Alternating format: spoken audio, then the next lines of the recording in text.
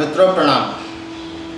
आज मैं आपका साथी, आपका आचार्य आपके बीच फिर उपस्थित हुआ हूँ, किंतु आज कोई नई कहानी लेकर नहीं। बाकी आप लोगों की पुरजोर मांग के बाद, आपकी मेल के बाद कई सारी ढेरों हजारों की संख्या में मेल हमारे पास आई हैं, क्योंकि हमने कुछ प्रयोग करा था।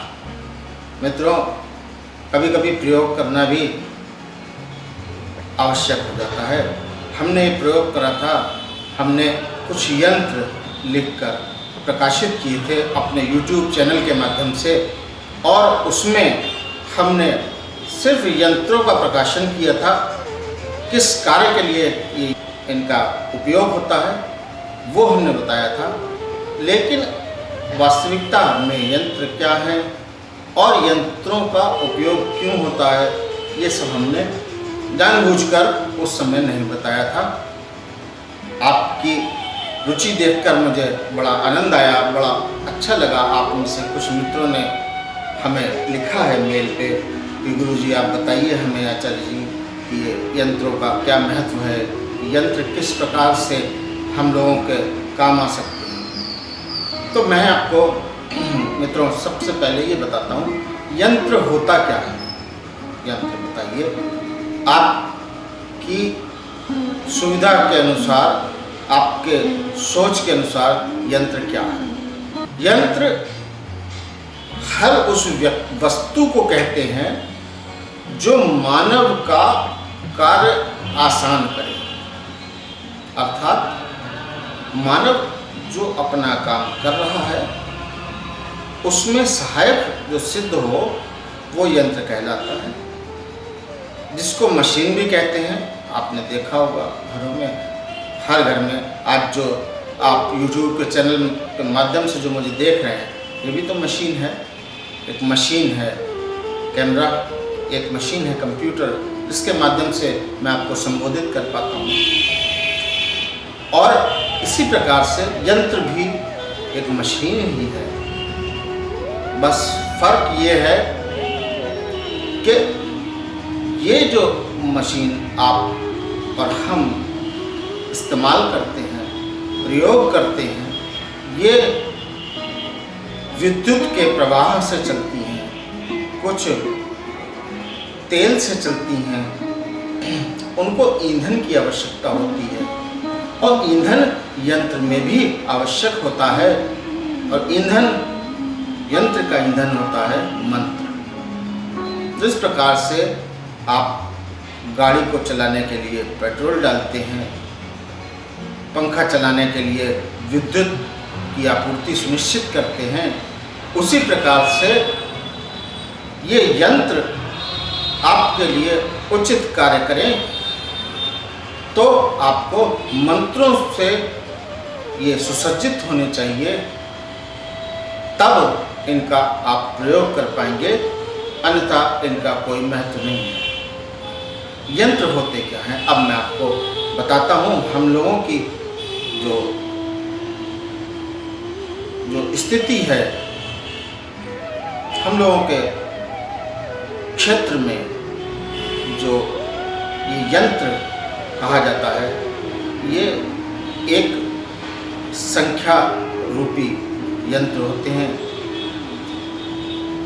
आपको बताऊं मैं, विभिन्न प्रकार के यंत्र बनाए जाते हैं। जो यंत्र मांत्रिक यंत्र होते हैं, अभीष्ट यंत्र जो मैं आपको बता रहा हूँ, वो यंत्र अच्छे यंत्रों में से होते हैं, जो किसी का बुरा नहीं करते, अच्छे फल देने वाले होते हैं, शुभ फल देंगे, आपको समृद्धि में वृद्धि करेंगे, शत्रुनाशक यंत्र होंगे। और बहुत से यंत्र जैसे मैंने आपको अभी बताए हैं पिछले अपने एपिसोड्स में, लेकिन मैं आज तक मैंने किसी को कोई बुरा यंत्र नहीं बनाने को दिया, और ना ही बनाने की कोई विधि बताई है, क्योंकि हमारे तंत्र शास्त्र में ये साफ वर्जित बताया गया है कि आप बुरे यंत्रों का प्रयोग ना करें और ना ही किसी को उसका ज्ञान दें।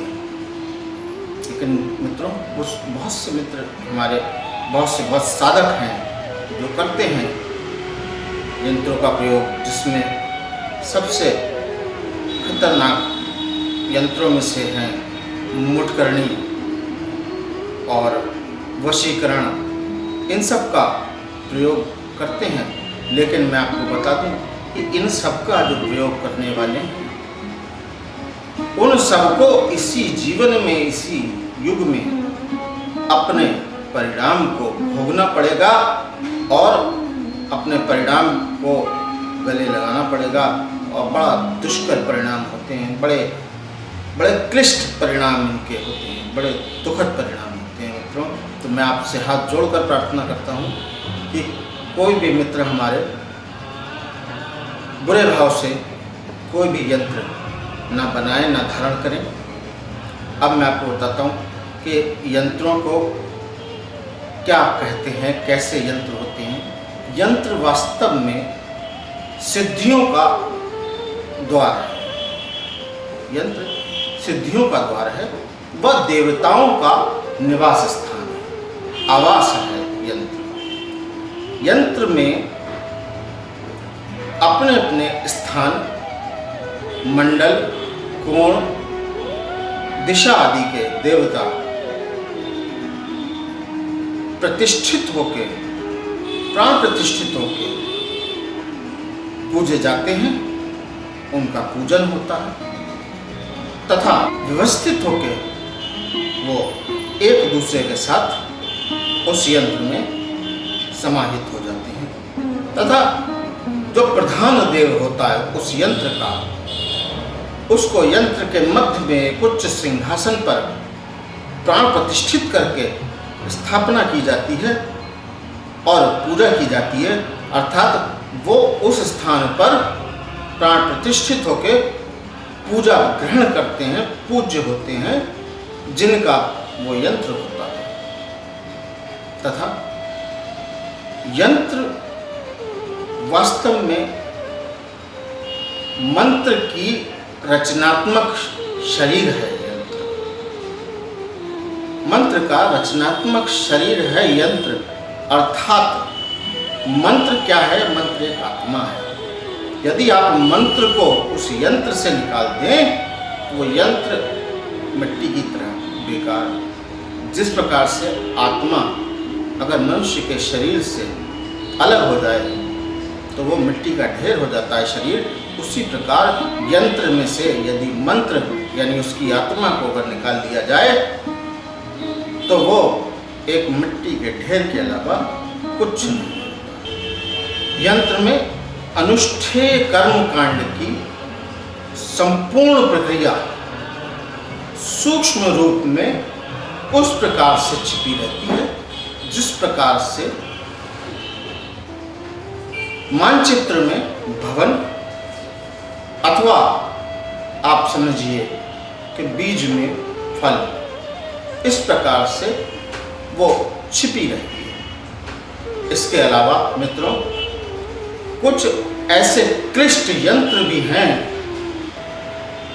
जिनके दर्शन मात्र से ही मनुष्य के संपूर्ण मनोरथ पूर्ण हो जाते हैं, अभीष्ट मनोरथ सब पूर्ण हो जाते हैं।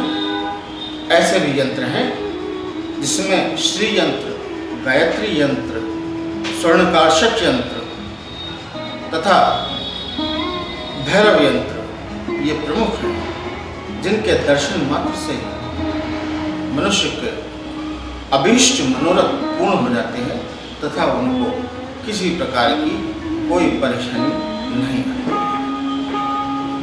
तो मेरा ये कहने का पूरा आपको जो सार समझाया है इसका मतलब सिर्फ यही है, यंत्र वह स्थान है जिसमें हर देव अपने अपने स्थान पर प्रतिष्ठित होता है तथा पूज्य होता है तथा जिसका वो यंत्र है वो प्रमुख देव सर्वोच्च सिंहासन पर वहाँ विद्यमान होता है। बाकी मैंने आपको बहुत कुछ बताया। अब मैं आपको ये और बता दूं कि टोने टोटकों में भी आपको यंत्र की आवश्यकता पड़ सकती है और पड़ती भी है। कई प्रकार के टोटके भी बिना यंत्र के संभव नहीं होते हैं, यंत्र का आश्रय लेना ही पड़ता है उनको। तो यंत्र इतनी बड़ी शक्ति है जिसमें